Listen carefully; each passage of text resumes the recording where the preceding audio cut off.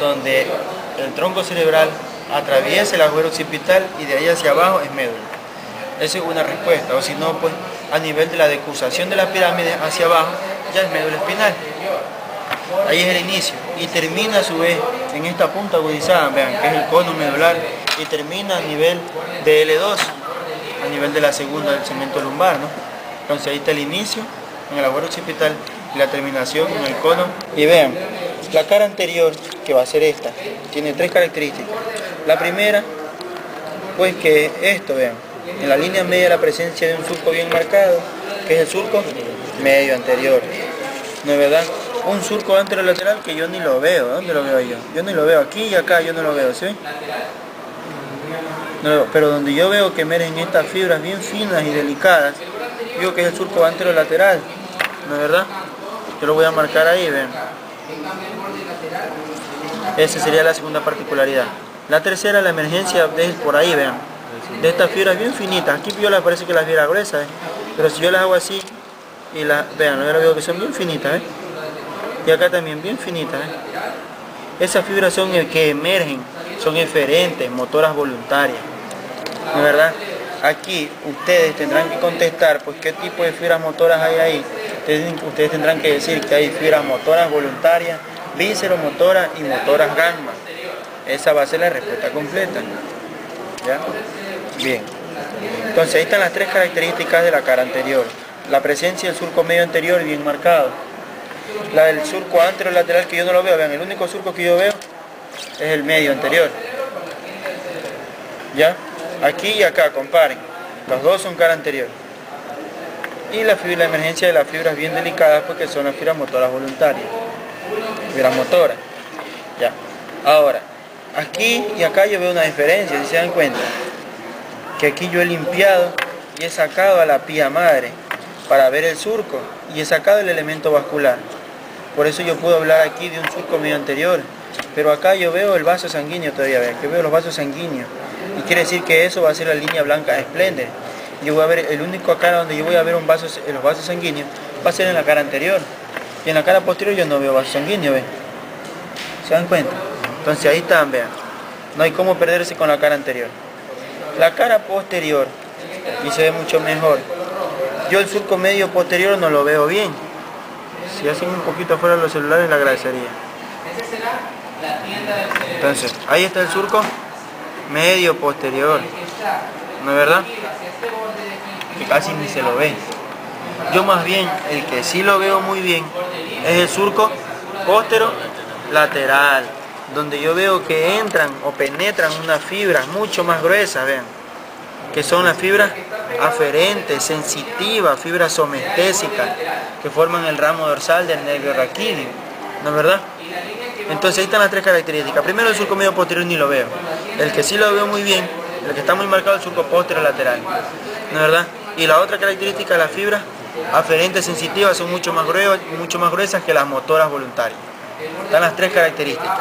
Quiere decir que entre ese surco posterolateral y el surco anterolateral yo voy a tener el cordón o la cara lateral de la médula espinal, ¿no es verdad? No hay cómo perderse.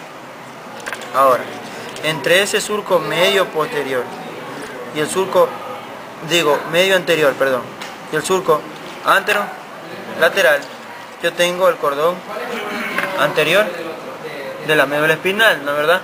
Esa es la cara anterior. Ahora, en la cara posterior, entre el surco medio posterior y el surco posterolateral, yo voy a tener obviamente el cordón posterior, ¿no es verdad? El cordón posterior.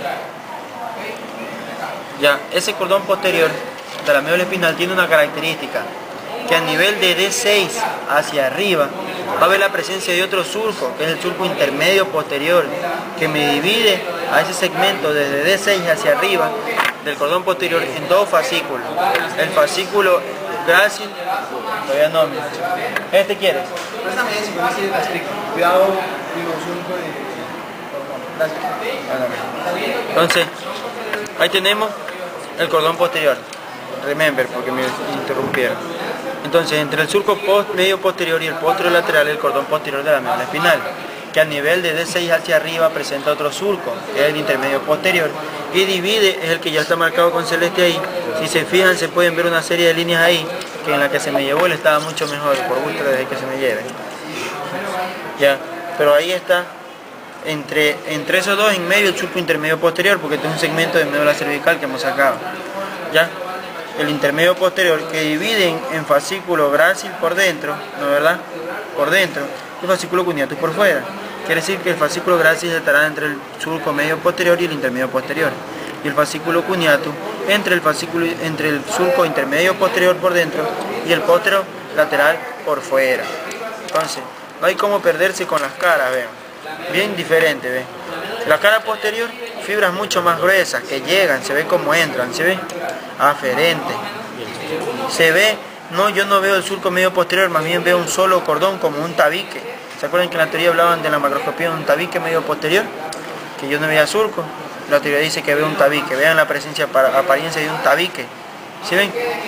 Pero que en su interior, al yo limpiar la piel madre, voy a ver una serie de surcos, como todavía se pueden apreciar ahí. ¿Sí ven? Varios surcos. ¿Ya? El del centro, el surco medio posterior. ¿No es verdad? El que le sigue, el intermedio posterior, y por fuera el póstero lateral. Obviamente no en toda la médula, sino a nivel de D6 hacia arriba. Y aquí se ve porque esto es un pedazo de médula cervical. Entonces, y la cara anterior, pues, la presencia de ese gran elemento vascular. Y si no está el elemento vascular, el surco.